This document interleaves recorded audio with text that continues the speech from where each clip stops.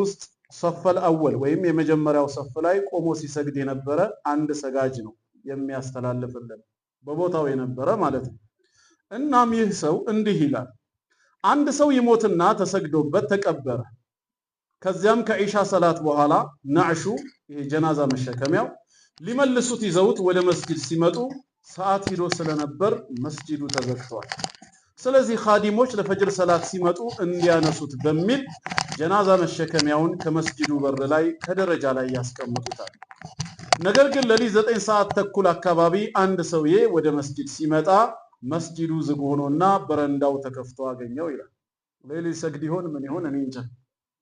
የተወሰነ ቢጠብቅም መስጂዱን የሚከፍተው ሰው አጣ። ብርዱ በጣም ሲበረታበት ዞር ብሎ ሲያይ ጀናዛ መሸከሚያውን ካጠገቡ አገኘው። በውስጡም ብልድ ልብስ ነገር አለ እና ይህ ሰው አገኘው ብሎ ጀናዛ መሸከሚያ ውስጥ ብርድ ልብሱን ለብሶ ለጥ ብሎ እንቅልፉን ተኛ። አባቴ በብርድ ደንዝዞ የነበረው ሰውነቱ ትንሽ ምንቾት ሲያገኘው ነፍሱንም አያውቅ ለጥ ብሎ ተኝቶልሃል። ትንሽ እንደቆየ የመስጂዱ ኻዲም መጥቶ መስጂዱን ሊከፍት ሲል በረንዳ ላይ ከጀናዛ መሸከሚያው ላይ የተኛ ሰውዬ ይመለከታል። ምናልባት ከፈጅር በኋላ ሊሰገዱበት ያመጡት ጀናዛ መሰለው።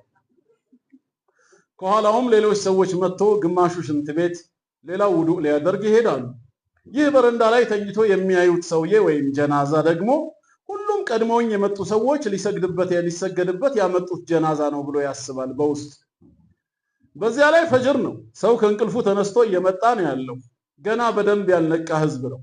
ሊሰገድበት የመጣ ጀናዛ ይሆናል በማለት ተጋግዘው ወደ መስጂድ ኢማሙ ጋር ወደ ሚህራብ አስገቡት። ማሻአላህ ትብብር። ብርድ የቀጠቀጠው ሰውዬ ሲሸከሙት አያውቅ ተኝቷል። ሰዎቹም የማን ይሁን ብለው አይጠይቁ። ገና ከእንቅልፋቸው በደንብ አልነቁም። እናም ተሸክመው መስጂድ ውስጥ አስገቡት። ፈጅር አዛን ብሎ ለመስገድ ወደ 50 የሚሆኑ ሰዎች ተሰበሰቡ። ይህንን ታሪክ የሚያስተላልፍልን ሰው እኔም ከሰጋጆቹ አንዱ ነኝ፣ የመጀመሪያው ሰፍ ላይ ነበርኩ ይላል። ከፈርድ በኋላ ልንሰግድበት ጀናዛው ከፊት ተደርጎ የፈጅር ሰላት እየሰገድን ነው። ልክ ለሁለተኛው ረካዓ ስንነሳ ጀናዛው ሲንቀሳቀስ አየው። እንዴ አይኔ ነው ወይስ ምንድነው ብዬ አይኔን አበስኩ፣ ጨፍኜም ገለጽ። መንቀሳቀሱን ግን አልተወም። በቃ እንቅልፍ አለቀቀኝም ይሆናል ብዬ አሰብኩ። ነገር ግን የጀናዛ መሸከሚያው በደንብ መንቀሳቀስ ጀመረ። ያኔ መረባበሽና መፍራት ጀመርኩ። ይህ የተኛው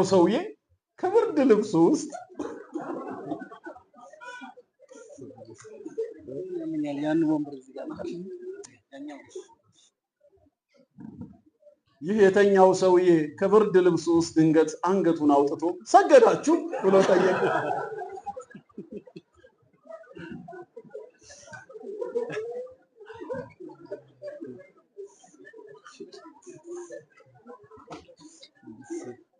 ያኔ ሁሉም ሰጋጆች ደንግጦ መተረማመስና መሮጥ ጀመሩ።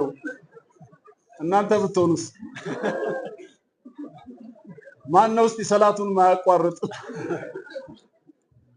ማሻአላህ እንዳትፈተን እንጂ። እኔም አጠገቤ ከነበረው በር ወጥቼ በባዶ እግሬ ሮጥኩኝ።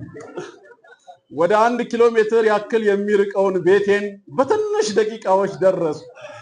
ባዶ እግሬ መሆኔንም የማውቀው ነገር የለም። ኢማሙም ሲያየው ደንግጦ መሬት ላይ ይወድቃል። ሌሎች ሰዎች ግማሹ ከግድግዳ ጋር ይጋጫል። ሌላው ደግሞ ልክ እንደኔው በባዶ እግሩ ይሮጣል። መስጂድ ውስጥ አንድ ሰው አልቀረም። አሁንም ሌላኛው በጣም የሚያስቀው ክስተት ተከሰተ። ያ ከሬሳ መሸከሚያ ላይ ተኝቶ የነበረው ሰውዬ ሲነሳ ሰዎች ሲሸሹ ሲሮጡ ሲያይ ከኋላቸው ተከትሎ መሮጥ ጀመረ።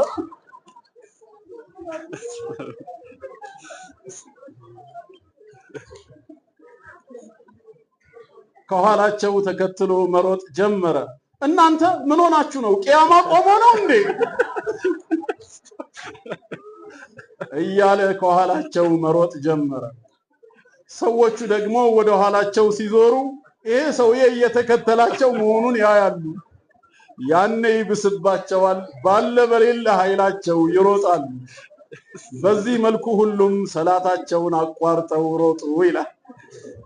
አላህ ከአኺራ ጭንቀት ይጠብቀን። አሜን። እንግዲህ እውነተኛ ክስተት ነው። የመን ላይ ነው፣ ዘማር የተባለው ቦታ ላይ ነው ብሎ ክስተቱን ያየው ሰው ይሄንን ይነግረናል ማለት ነው። ያው በመሃል ፈታ እንድትሉ ነው። እና እንዳልኳችሁ ያው ሌሎች ቀናቶችም ምናልባት አላህ ፈቅዶ የምንገናኝባቸው ይኖር ይሆናል። በተለይ የፊታችን እሁድ ፕሮግራም ይኖረናል ኢንሻአላህ። እዛ ላይ አንዳንድ ነጥቦችንም አነሳለሁ ብዬ ያስቀረዋቸዋሉ። እዚህ ሀገር አብዛኛዎቻችሁ ነጋዴዎች እንደመሆናችሁ መጠን ሙስሊም ነጋዴ ባህሪው ምን መምሰል አለበት የተወሰነ ምክር ሊኖረኝ ይችላል።